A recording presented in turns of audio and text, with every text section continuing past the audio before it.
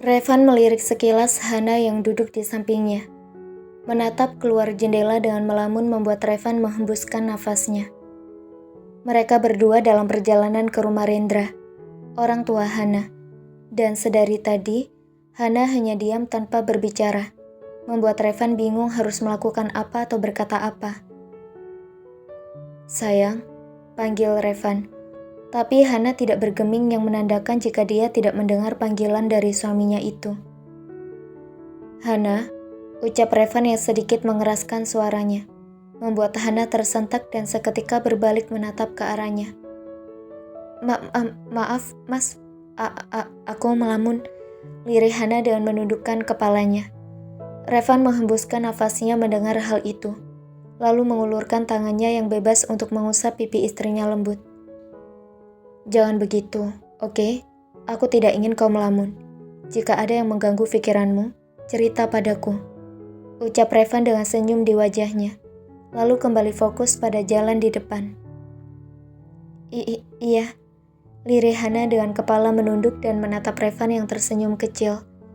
Revan mengulurkan tangannya dan menautkan tangannya dan tangan Hana, lalu mengecup singkat punggung tangan istrinya itu.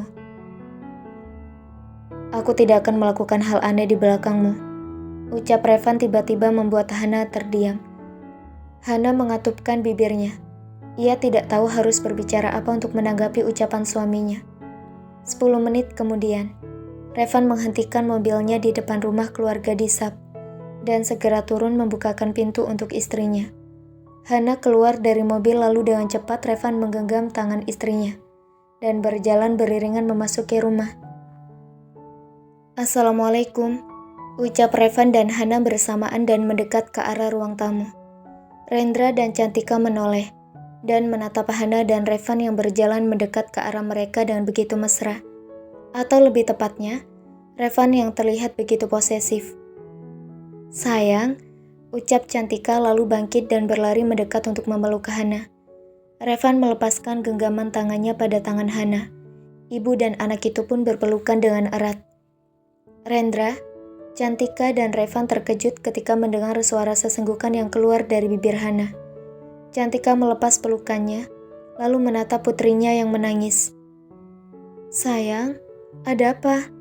Jangan menangis dong, cantiknya nanti hilang loh," ucap Cantika berusaha membuat Hana menghentikan tangisnya. "Sayang, kau baik-baik saja?" tanya Revan khawatir, dan seketika membuat Rendra dan Cantika terdiam. Bukan karena kekhawatiran Revan, melainkan mendengar Revan memanggil Hana dengan sayang. Iya, aku baik-baik saja," ucap Hana dengan terus menyeka air mata yang membasahi pipinya. Revan, Rendra dan Cantika menghembuskan nafas lega mendengar hal itu. Rendra bangkit dari duduknya lalu mendekat ke arah istri dan anaknya, sekaligus menantunya yang berdiri di samping putrinya.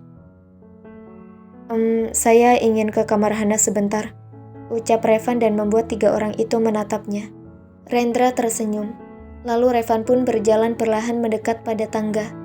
Hana menatap suaminya dengan tatapan sulit diartikan. Ia bingung, apa yang membuat suaminya ingin ke kamarnya? Apa hari itu masih ada barang yang tertinggal?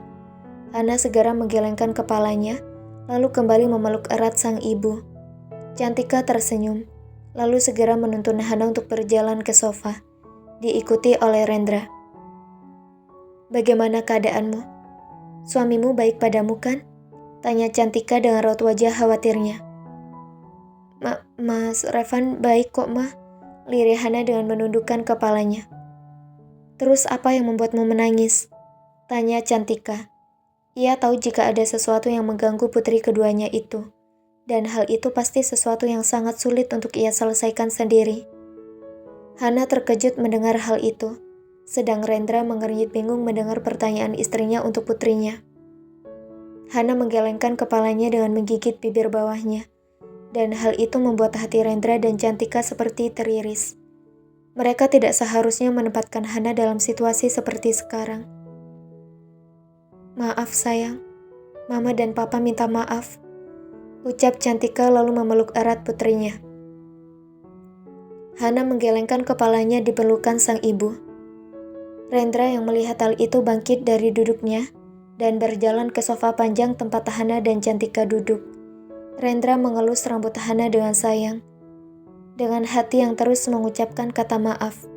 Maaf karena sudah membuat putrinya yang lugu itu harus berada di situasi yang sulit. Sementara itu, Revan masuk ke kamar Hana dan segera memeriksa tempat yang dikatakan oleh istrinya. Letak surat perjanjian yang harus ia singkirkan tanpa sepengetahuan Hana. Revan membuka laci meja yang dikatakan oleh Hana hari itu, dan terlihat secari kertas putih yang dibubuhi tanda tangan keduanya. Revan mengambil kertas itu, lalu segera menutup laci meja. Ia menatap setiap kata yang ditulis oleh Hana malam itu, dan sekarang ia menyesal telah menandatangani kertas itu. Perjanjian. Pihak A, Hana Fiansa Disap. Pihak B, Revano Graham Levin. Perjanjian untuk dipatuhi oleh kedua belah pihak. Pihak B tidak boleh mencampuri urusan pribadi dari pihak A, dan begitupun sebaliknya. Pihak B berhak menjalin hubungan dengan wanita lain yang ia cintai, dan pihak A tidak akan mempermasalahkannya. Begitupun sebaliknya. Dalam kurun waktu 1 tahun, jika pihak B mencintai wanita lain atau memiliki kekasih, maka di saat itu pihak A akan mengajukan cerai secara damai. Boleh memeluk, mencium kening, dan menggenggam tangan, tapi lebih dari itu dilarang. Yang bertanda tangan di bawah ini, Revano Graham Levin, Hana Fiansa Disap. Perjanjian yang cukup aneh, tapi sudah disetujui oleh kedua belah pihak. Revan memijit pangkal hidungnya, lalu berniat untuk merobek kertas itu hingga sebuah suara mengagetkannya. "Mas," panggil Hana yang sudah berada di ambang pintu kamarnya.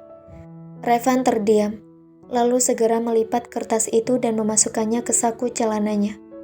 Revan berbalik dan tersenyum pada Hana yang berjalan mendekat ke arahnya, dengan mata yang sedikit sembab.